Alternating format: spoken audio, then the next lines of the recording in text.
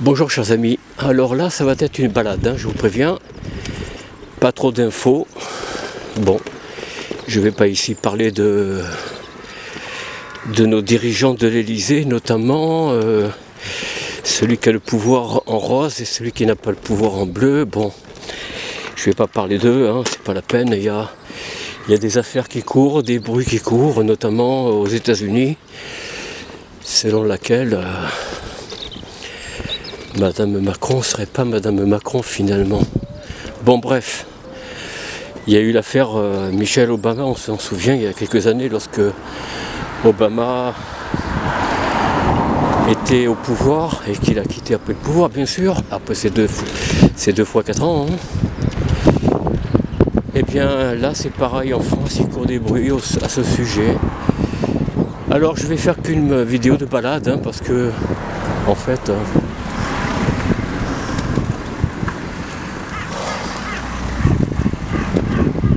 voilà, regardez le charme de Vitré.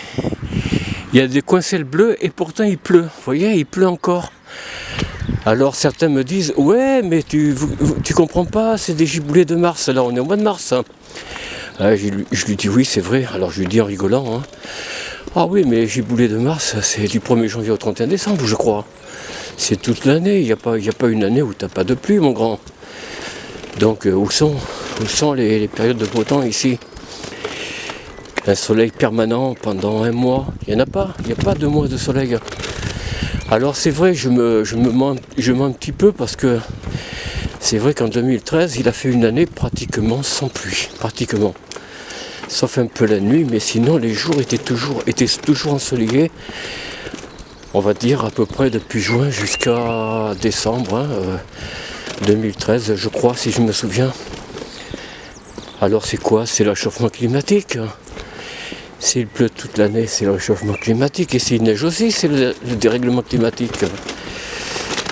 Alors figurez-vous, j'ai vu dans les archives nationales françaises, en 1916, il a fait une année je crois, hors température, je crois, de canicule, en France, sur toute la France. En 1916, oui, je sais, nous n'étions pas nés, moi non plus d'ailleurs, vous non plus certainement, nous n'étions pas nés. Mais voilà, mais je vais faire un jour de l'information à partir des archives, parce que c'est vrai que c'est intéressant. Il faut connaître son passé pour pouvoir savoir ce qui se passe au présent et prévoir l'avenir. Alors prévoir, ça ne veut pas dire vivre en permanence d'espérance, non, c'est pas ça. Prévoir l'avenir, c'est prévoir aujourd'hui même, dans le moment présent, les projets que vous pourriez faire et tenir, en les prenant un par un, bien sûr, et en prenant chacune des spécificités de votre projet.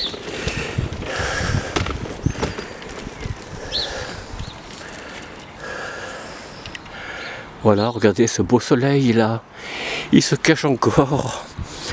Vous voyez, même quand il y a du ciel bleu, j'ai remarqué, enfin ici, dans cette région, le soleil est voilé. Alors oui, on voit le soleil, mais il n'est pas net, il y a toujours comme un voile. Figurez-vous que si vous vous intéressez à la météorologie, si vous cherchez dans les archives, jamais vous n'aviez eu ça. Soit vous aviez des périodes tempérées, des périodes fraîches toute l'année, hors température, et parfois une année de canicule, enfin presque une année de canicule, avec un soleil ardent qui brûlait la peau même de ceux qui étaient sur les bords de mer. Autrefois, dans les années... on va dire dans les années au 19e siècle et au 20e siècle, alors je ne parle pas d'avant, 17e, 16e et compagnie, je parle que des siècles où nous avons des archives météorologiques, parce que là, disons-le franchement que les températures sont pas du tout, elles sont totalement hors saison. Soit il fait frais toute l'année, soit il fait humide toute l'année, y compris l'été. Soit il fait une canicule l'été, mais l'hiver, bon, c'est hyper froid, vous voyez. Il n'y a plus de saison. Tout est déséquilibré. Alors bien sûr, je ne dis pas que les canicules, les périodes fraîches, même en été, n'ont pas existé en France ou à Paris par exemple, où je crois au XVIIe siècle, il y a eu une période où il faisait des températures à Paris voisinant les 30 à 34 degrés, vous voyez. Et ça, en milieu de terre, hors de la mer, loin de la mer, c'est à peine supportable. Hein. En 2003 aussi, je me souviens, on a eu un été caniculaire où beaucoup sont morts. Beaucoup de personnes âgées, notamment ou très malades, sont morts suite à la canicule. Hein. Pour ceux qui sont nés avant 2000 et les années 90-80, vous vous souvenez certainement.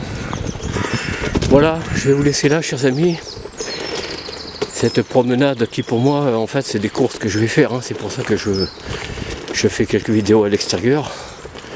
Soit je vais chercher des courses, soit je vais chercher le pain. Voilà. Je vous souhaite une bonne journée. Si vous avez aimé cette vidéo, n'oubliez pas de liker, partager, mettre un pouce bleu, vous abonner, bien sûr, si ce n'est pas déjà fait.